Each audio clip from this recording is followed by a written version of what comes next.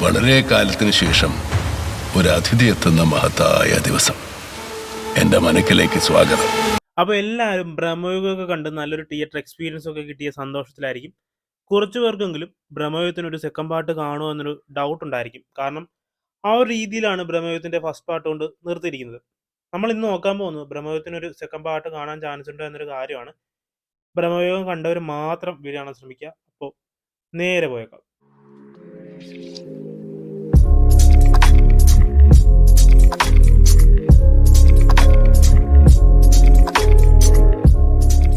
ഞാൻ 2 പ്രാവശ്യം കണ്ടിട്ടാണ് ഇങ്ങനൊരു വീഡിയോ ചെയ്യുന്നത്.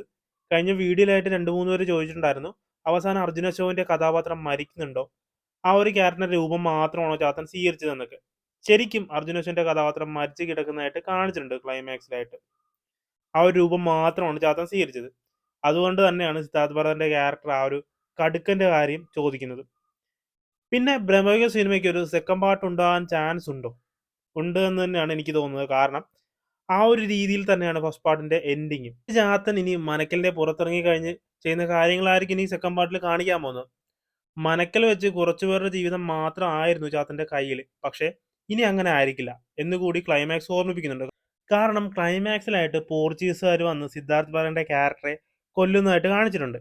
ആ ഒരു പോർച്ചുഗീസുകാരെ സംബന്ധിച്ചോളം അവർക്കാണ് അവിടെ സകല അധികാരവും. അധികാരത്തിന് വേണ്ടിയുള്ള ആർത്തി തുടർന്നുകൊണ്ടേയിരിക്കും എന്നുള്ള കാര്യമാണ് ക്ലൈമാക്സ് നമ്മൾ ഓർമ്മിപ്പിക്കുന്നത്. അവിടെ കാണിച്ചു പോകുന്നത്. മേ ബി സെക്കൻഡ് പാർട്ടിലായിട്ട് ആയിരിക്കും കുറച്ചുകൂടെ പൊളിറ്റിക്സ് പറയാനുള്ള സാധ്യത കൂടുതൽ.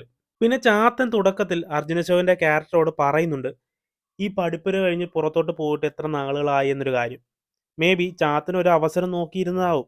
പക്ഷെ വേറൊരു കാര്യം എനിക്ക് തോന്നിയത്, ബ്രഹ്മയുഗം 2ാം ഭാഗത്തിലായിട്ട് മമ്മൂക്ക കാണാൻ ചാൻസ് ഇല്ല എന്നൊരു കാര്യമാണ്. മമ്മൂക്ക ഓൾറെഡി മരിച്ചു. കൊടുവൻ പോറ്റിയുടെ ബോഡി നശിച്ച് നമ്മൾ കണ്ടതാണ്. അതുകൊണ്ട് തന്നെ ഫ്യൂച്ചറിൽ നടക്കുന്ന കഥയിൽ മമ്മൂക്ക വരാൻ ചാൻസ് ഇല്ല ഒട്ടും.